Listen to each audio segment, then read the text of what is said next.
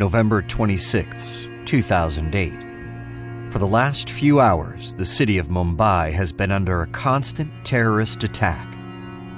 It started at the popular Leopold Cafe, then the busy, historic Central Rail Station, followed by gunfire at multiple hotels, at a hospital, a police station, killing many and wounding hundreds.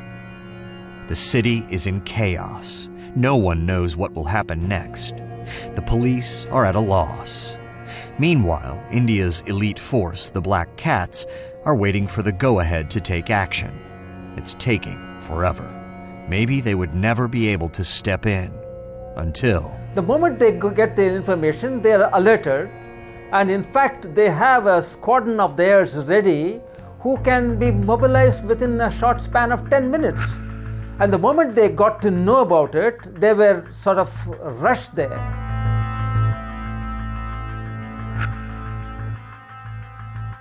Welcome to Covert, a show about the shadowy world of international espionage and top-secret military operations. Killing a terrorist does not become a priority. Priority is to take the hostages out and make sure that the hostages are not harmed, right? Because you may kill the terrorist, so what? I mean, what great thing, you killed 5 more innocent people.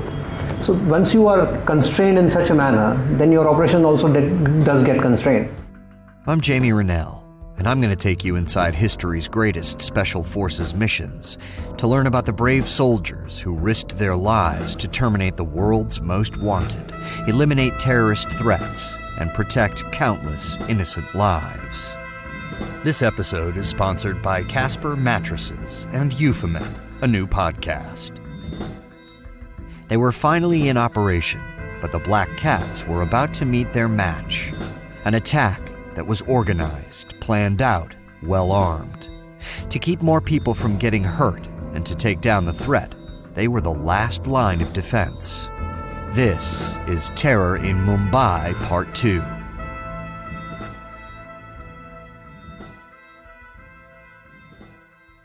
India's National Security Guard, also known as the Black Cats, were in a race against time to take out the terrorists before they killed any more innocent people.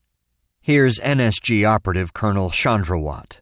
From the time the word go is given to the time you reach an aircraft, you should be there within half an hour, 45 minutes. Within 70 minutes, you should get airborne. The unit was based outside Delhi, over 600 miles from Mumbai, which is only 90 minutes by plane. But first, they had to get to the airport. They were already running behind, and holdups at the airport were not reflecting well on the team, but they were finally on their way. The team hastily started planning the operation en route, as well as they could. They still didn't really know who they were up against, how well these people were armed, or even what their motive for the attack was. At that point, their only source of information was from the press, scattered around the scene. By dawn on Thursday, November 27th, hundreds of journalists had arrived at the besieged Taj Palace and Oberoi hotels, where hundreds of guests, both local and foreign, were trapped. Among others, BBC correspondents Sutik Biswas and Mark Dumet were reporting from the ground. I remember the rope line coming up outside the Taj for the journalists. In hindsight, it wasn't very safe. The distance was not very far. It was extraordinary. We were just in a line. There was no, the police hadn't deployed to hold the journalists back. We were just there. Some of the bullets, sort of flew overhead. But I think everyone was in shock. People didn't know what was going to happen next. There was no official government announcements as to what was happening or who was behind the attacks. The press could only speculate. Journalist Amy Gutman explains how they started piecing together what little clues they had. Originally, when we first reported the story on the very first day that the events occurred, we were consulting with all of our various security and intelligence sources who were instantly making comparisons and contrasts to al-Qaeda, because that is everyone's knee-jerk reaction. Is this an al-Qaeda attack? Is this al-Qaeda trying to prove to the world that once again it can make a huge, overwhelming impact and is back better than ever? And at first we were able to draw some similarities to al-Qaeda. The fact that there were multiple targets and multiple sites involved, the fact that there were several attackers involved, the fact that there was a very high death count involved, these were all Al-Qaeda hallmarks. Here, all of a sudden, you had an attack by gunmen. We didn't know how many, how well armed they were.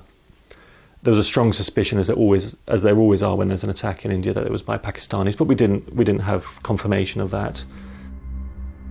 Finally, there was a breakthrough. Indian intelligence intercepted cell phone conversations between the gunmen and their operators. The recorded calls became key in piecing together the events during and after the attacks. The government also got confirmation that the operators were indeed based in Pakistan. With this information, they had a better idea as to who was behind the attacks, as well as what their goals might be. This was an attack by LET, a Pakistani terrorist group also known by the name Lashkar-e-Taiba. And their whole mission is to campaign for the Mujahideen in Afghanistan and also for the release of Muslims and to free Kashmir. The region of Kashmir in the northwest of India also borders on Pakistan. Its ownership has been heavily disputed by the two countries for over 60 years. Vikram Sood, the former head of India's Foreign Intelligence Agency, explained. The general impression in the West was that the Lashkar-e-Taiba is a Kashmiri liberation organization. It is not. It's a Pakistani Punjabi jihadi organization. Lashkar-e-Taiba had previously been involved in attacks on Indian soil, including train bombings and a recent attack on the Delhi Parliament building. The Lashkar has three enemies: the Christians, the Jews, and the Hindus. It's also a philosophy that Al-Qaeda believes. They have ideologically on parallel paths. And they talk more about the globe, these chaps talk more about the region. So that's a tactical difference, or whatever you might, or how you prioritize your goals. They came to die, perhaps. And when you are in that state of mind, then it becomes a little tough to deal with the guy. The transcripts of the intercepted calls between the gunmen and their Pakistan-based handlers were later declassified. They are translated here and performed by voice actors. Everything is being recorded by the media. Inflict the maximum damage. Keep fighting. Don't be taken alive. Kill all hostages except the two Muslims. Keep your phone switched on so we can hear the gunfire. We'll get back to it in just a second. But I wanted to tell you something. I'm a terrible sleeper. I sleep on my side, so my shoulder hurts and my hips hurt, and I sweat to death because I get incredibly hot at night. So I'm super excited to tell you about our new sponsor this week, Casper. I recently got a Casper mattress, and my body is like, why did you wait this long? It's so comfortable. The original Casper mattress combines multiple supportive memory foams to give it just the right amount of sink and bounce, which is another way of saying it's a great night's sleep. Seriously, it's got a breathable design which helps keep you cool and regulate your body temperature throughout the night. And they deliver it right to your door in that crazily small box, and you're like, wait, where's my mattress? And then, poof, there's a mattress. Of course, at some mall mattress store, all of that would be really expensive. But Casper's mattresses are unbelievably affordable because Casper cuts out the middleman and sells directly to you, and you don't have to go to the mall. They've got hassle-free returns if you're not completely satisfied, plus free shipping and returns in the U.S. and Canada. And you can be sure of your purchase with Casper's 100-night risk-free Sleep On It trial. For my listeners, you get $50 towards select mattresses by visiting casper.com/covert and using promo code COVERT at checkout. Terms and conditions apply. That's easy to remember, right? Casper.com/covert, promo code COVERT, and you'll get $50 off select mattresses. All right, let's get back at it. With the two hotels now under siege, the terrorists moved to their third major target, the Chabad House of Mumbai. Chabad houses are Jewish community centers and synagogues located throughout the world. There are over 4,000 in 73 countries, and they're typically run by husband and wife couples. Mumbai's Chabad Center, also known as the Nariman House, was opened in 2003.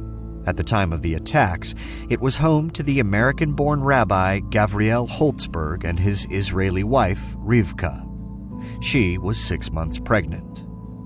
Information from the intercepted cell phone conversations suggest that the Nariman House was a key target. Every one person you kill there is like killing 50 elsewhere. Get rid of those people. Kill them. You never know. Firing may start and they may be left behind. Do it in the name of God. Do it in the name of God. You killed one? Move together. Rabbi Holtzberg and Rivka were killed, along with their unborn child. 4 others inside were taken hostage. They got Americans who also were Jews.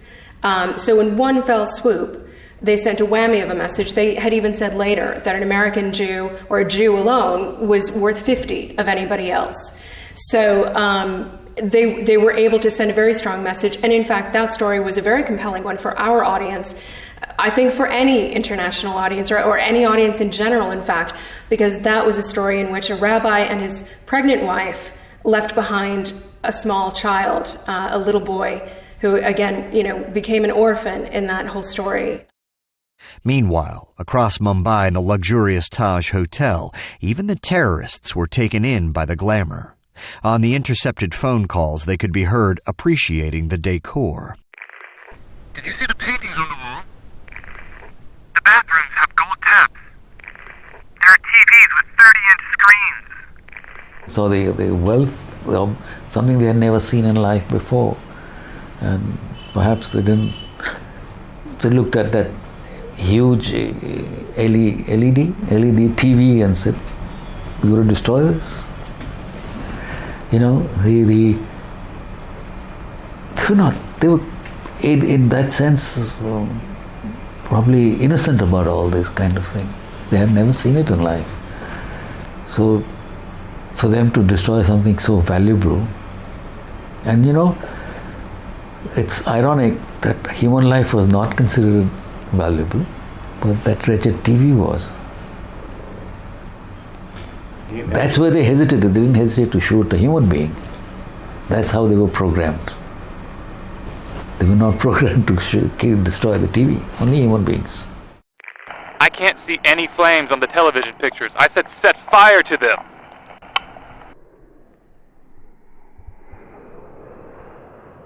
At 5 a.m., J.K. Dutt and his senior Black Cat officers finally arrived in Mumbai, a full 8 hours after the attacks began. They wasted no time in setting up a command post and assessing the situation. They had to deal with 3 locations, the 2 hotels and the Chabad house. Brigadier Mahalingam. The targets were split. And the main target, the Taj Hotel, was a huge big area right in the center of Bombay, with roads, population, buildings, all sorts of things all over the place. So what is important for the troops there is to make sure that whenever they use their weapon, they do use it properly, and that no collateral damage or no innocent civilian is killed.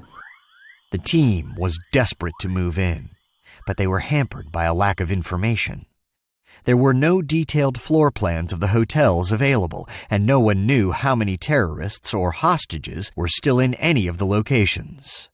Maruf Raza. So Mumbai was administratively in a state of paralysis for some time, and no information was provided to them actually of the target area.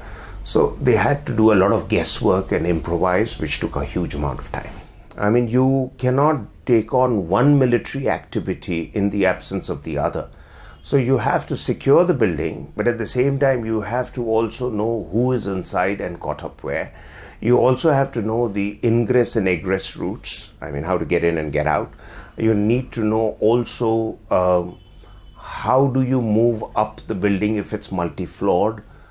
Making matters worse, their enemies clearly knew the locations better than they did. Therefore, there must have been some other agencies involved who got them the boat, who brought them up to this point, or they came on their own, which means they are trained to come and land at a point. Then from there, you have to go to your targets. Taj Palace was a specific target. The Trident was a specific target. Shabad House was a specific target. They knew about it. To my mind, somebody had wrecked the place. Maybe one of them themselves had done it. Because if you land in a new city in the night, particularly ours where they are not very well road marked, street marked, so you're going to get lost, even if you study the map. So there has been somebody who taught them all this. The real scale of the challenge became clear when the Black Cats tried to establish perimeters around the target buildings. All three were in heavily built-up areas with dense populations and little room to maneuver. The Chabad house, for instance, was on a narrow street and had only one entrance. It was an easy place for the terrorists to defend, and difficult for the Black Cats to storm without endangering innocent lives inside. The locations were well chosen. So NSG is clearly trained and raised for this purpose, and that's what they're supposed to do: cause less collateral damage, save the civilians, deal with the threat with minimum loss of lives and property. You cannot go with all guns blazing in a scenario like this. No, certainly not. In a 5-star hotel where people are holed up, you can't use maximum force. It has to be precise force. The eyes of the world were upon them, with the press on the ground in real time and all their own information being gleaned from the news. There was no time to carefully assess everything they normally would. As dawn broke, it became the second day of the Mumbai terror attacks. The eyes of the world were upon them. Pressure was mounting. They had to act now. Vikram Sood, former head of India's Foreign Intelligence Agency. A state which is wobbly at the time of crisis is no state. So your reaction has to be sharp, it has to be heavy, it has to be really hard. You've got to hit them hard and immediately, so that he knows that either he's going to be captured or he's going to die. He's not going to escape. I think it's very hard to imagine the kind of logistical challenges that were involved in locking down all of these sites and getting them under control from the NSG's perspective. In his final briefing to his officers, J.K. Dutt gave 4 final guidelines. No loss of innocent life. Try and take the terrorists alive. Minimize collateral damage and screen the hostages to prevent any terrorists slipping through the net. And with that, the Black Cats swung into action. At 6:20 a.m., the police and Marine commandos were left to guard the perimeter. Operation Black Tornado was at last underway.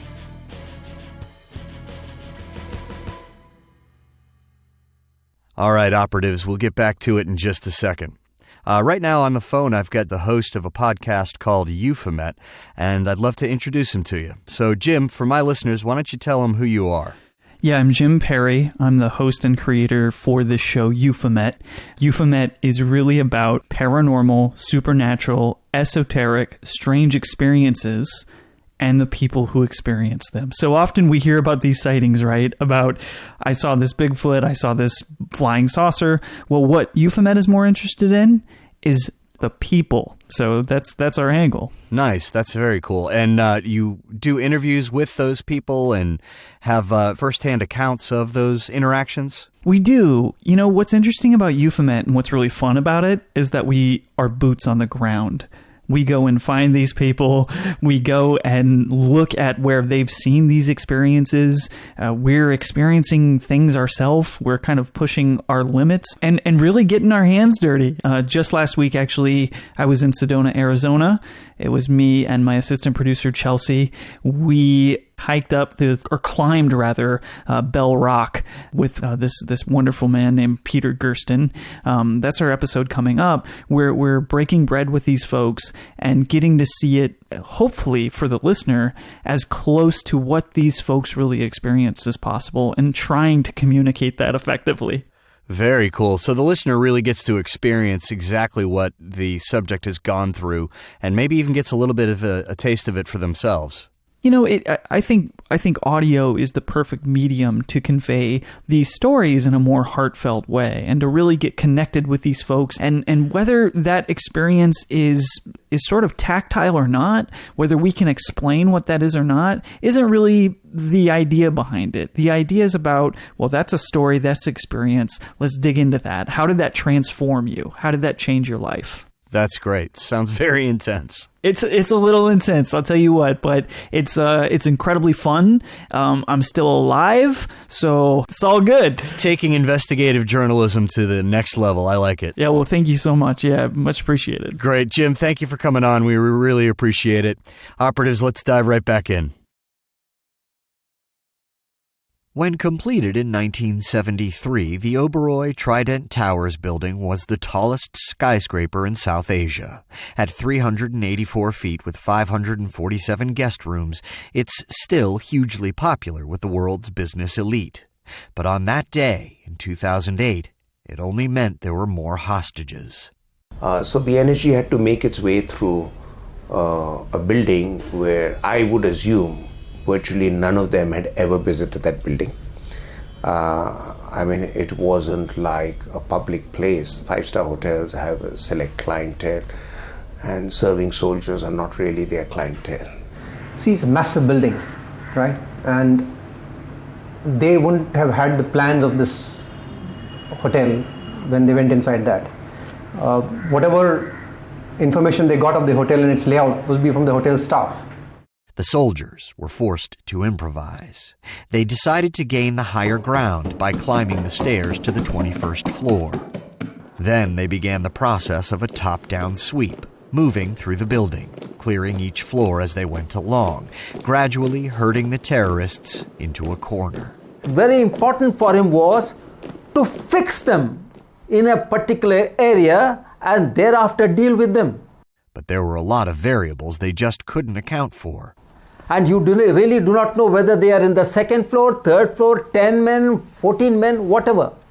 The second most important problem is you cannot identify them. You have to identify these people, otherwise you will end up killing some guests inside the hotel. So therefore, the complications are very many. One by one, the rooms in the hotel were searched, and guests were herded outside to safety. At 2 p.m., 8 hours after first entering the hotel, the terrorists were cornered on the 18th floor. There were 2 of them, and monitored phone conversations reveal that they were instructed to go out with a grenade, but they had run out of ammunition. And we also try and capture the terrorists alive if it is possible, so that you could get maximum information. But if it is not possible, so be it.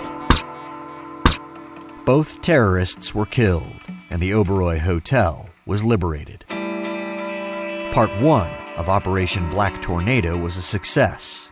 143 guests were rescued, but 24 were murdered.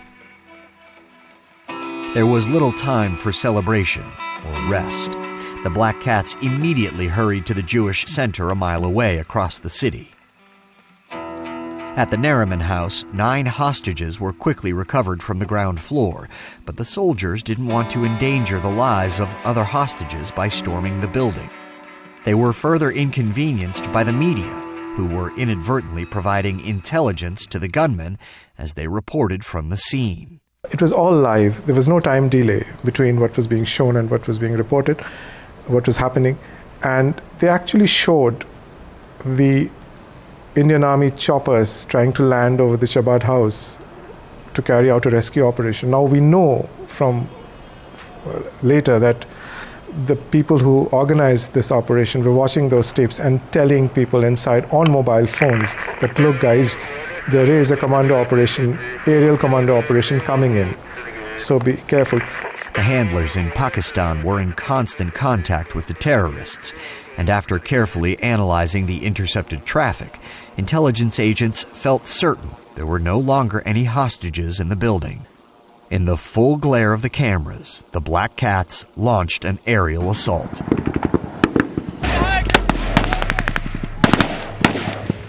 At 7:30 a.m. on November 28th, NSG commandos fast roped down from an Indian Air Force helicopter onto the roof of the Chabad house.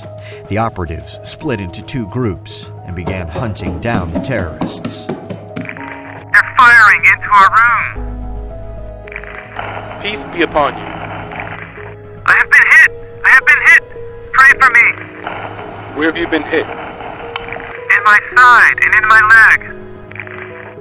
After a fierce battle with guns blazing, both terrorists were dead. But once again, victory had come at a cost. 6 hostages were killed, as well as one of their own, Commando Havaldar Gajender Singh Bisht, their first casualty of the operation. But 9 other people lived to see tomorrow. The Black Cats still couldn't rest. The terrorists in the Oberoi Hotel and the Nariman House had been neutralized. But the greatest challenge was still ahead: the imposing and iconic Taj Palace Hotel. I think for Americans, the Taj Palace Hotel could be equivalent to the Park Plaza, the Waldorf Astoria, again, frequented not just by tourists, but also by upscale locals, affluent locals. These are landmarks that attract a lot of people. This is why were all considered very soft targets. You get a lot of bang for your buck. You get locals and you get big international crowds. Guests inside the hotel included VIPs, celebrities, and politicians, which only made the operation more complicated. Not only were they valuable hostages, any mistake that led to injury or death would reflect badly on the entire force, especially with the world watching. What is important for the troops there is to make sure that whenever they use their weapon, they do use it properly, and that no collateral damage or no innocent civilian is killed. Killing a terrorist does not become a priority. Priority is to take the hostages out and make sure that the hostages are not harmed, right? Because you may kill the terrorist, so what? I mean, what great thing, you killed 5 more innocent people. So once you are constrained in such a manner, then your operation also does get constrained. Outside the Taj, the NSG assessed their options. They knew they had to take a methodical approach, but were once again faced with a lack of valuable intelligence. The second problem was that the NSG was not provided with any maps of the location where the terrorists were holed up in, because apparently those maps are not available either with the hotel or the civil administration or whatever. So they really didn't know how the building was built up. The only information they could pick up were basic hotel room guides. The guides didn't show service lanes, passages, or corridors. The terrorists, meanwhile, clearly knew the Taj Palace inside and out. Journalist Amy Gutman. They had this operation meticulously planned months in advance. They had done lots of recce's, sending people in and out. Just the very fact that they were able to send so many people in and out from Pakistan, which should be an obvious question mark for anybody tracking their movements, which clearly no one was. With the odds stacked against them, and without knowing how many gunmen they were facing, the Black Cats prepared to move in. Once they're given the word go, they don't look back, they don't say that I don't have intelligence. Whatever they have, you make do with that and you just get on with it. You stop complaining. There's no time to complain. Once inside, every step was an obstacle for them. I'm sure the lights would have been out. Most of the operations happened in the hours of darkness. I'm sure they would have to feel their way up the staircases. I know for a fact a lot of doors were jammed. I know for a fact they were either kicked or fired upon and opened. And that was giving away their location. When you fire, the terrorist knows you moved to 2nd floor and he's waiting for you on the 4th floor. And they had to go about it It's like virtually counting hair on your hand. They had to go about it from room to room, floor to floor. It's an enormous task, and both hotels. The Black Cats had to once again clear the hotel room by room. The guests had been told to lock themselves in. Most people were too afraid to open their doors. It was a painstaking process. With over 500 rooms, it could potentially take days. The Mumbai terror attacks rolled over into a third day, and the battle for the iconic Taj Palace Hotel continued on. They came to cause maximum damage, and because it was a televised operation, whole world is watching for 60 hours, they wanted to prolong it as long as possible. We all thought it would be over pretty quickly. Here was India sending in its top troops. India, because of its experience of battling in Kashmir and other attacks, has a very experienced, well-trained military force. And so by the time they were there and had gone in, we thought it would be over pretty quickly, frankly. That, if they had 6 or 9 gunmen, they would be eventually overpowered by the commandos, because so the Indian Army commandos are known for for handling situations like this. But what we didn't know is when it would end. And by the time the siege went on and on and on the third day, we realized this was getting very sticky, and for the commandos as well. The operation entered its 30th hour, but the Black Cats couldn't let themselves succumb to fatigue. They had to continue their rigid movements, keeping their tactics fluid to respond to any situation that might arise. When you're a soldier, you go into an operation, you will give your best for first 12 hours. After that, you'll start tiring out, right? So 60 hours is almost 2 days plus, right? And you can't keep yourself so alert. So your body will ultimately, slow down to a certain extent. It's biological. But despite that, they went on, and there was hardly any reinforcements. I think I take my hat off to them, what they did. I think they were against all odds. By midnight on November 28th, 90% of the hotel was cleared. They had rescued over 200 guests. Now, the Black Cats could shift their focus to finding the remaining terrorists. They believed they had cornered them in one wing of the hotel. As they slowly headed up a staircase, they ran straight into an ambush. Caught in the crossfire, the NSG faced their second casualty, Major Sandeep Unnikrishnan. His death only gave the Black Cats more determination. They pressed on harder, forcing the terrorists to fall back. In the early hours of Saturday, November 29th, 56 hours after the terrorists entered the hotel, there was a series of loud explosions.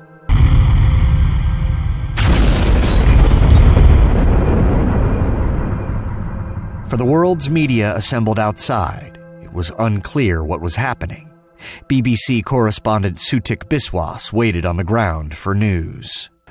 Information was very scanty. It was very sketchy because it was a siege situation. The commandos had gone in inside and there was a lot of fighting going on. And the only hint that whether the fighting was going on, whether it had kind of petered out, we could know from the explosions and we could know from the gunshots. So there would be these long kind of, you could go on for an hour we could hear nothing. We would sit on the rope line and we could hear nothing. But after an hour, we would hear a lot of explosions. For the operators back in Pakistan, every second on TV was a victory, as the communications indicate. The atmosphere is good. After watching the TV reports, the whole city is feeling the destruction.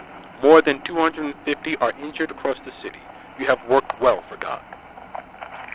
Our commandos are so very well trained. There is no question of he is surviving. So the problem is find out where he is, spot him and fix him. After 2 straight days of fighting inside the Taj, the Black Cats knew that there were only 4 terrorists in the hotel, and they were steadily eliminating them. By dawn of November 29th, the siege finally reached its endgame. One more knocked out. So the body count was being kept track of. That was a sign things were coming to an end. On the first floor, the 2 remaining terrorists were cornered. Outgunned and outmaneuvered, the onslaught of murder and mayhem was finally over. Mumbai was quiet. But after 3 days and the death of 170 innocent people, the city was left with terrible scars. How dare somebody from across the border come right into the heart of the country and kill innocent people for what? I think the comparisons to 9/11 are fair. I think they're valid. I think this is India's 9/11. I think if any good came of this, it's that India was forced to have a day of reckoning. For the Black Cats themselves, Operation Black Tornado was a success. They'd had limited resources and a late start, but they had saved innocent people and put down a terrorist threat. The NSG were really up against it. They were confronted with an enemy that had a number of hiding places, a lot of armory, and they did a great job to take them. I remember seeing the NSG commandos in their sort of black overalls, looking absolutely exhausted. And I was in no doubt that these were some extremely motivated and brave men. All the terrorists that were there, barring one, were eliminated in the fighting. So the NSG's ratio of killing terrorists in such an operation, to my mind, would be perhaps one of the highest in the world. It's a great organization, but must be fully supported, because it has always come out, with flying colors in any operation they've been deployed. And it is to their credit that they did this job with minimum number of casualties. In the aftermath, India and the world started to react.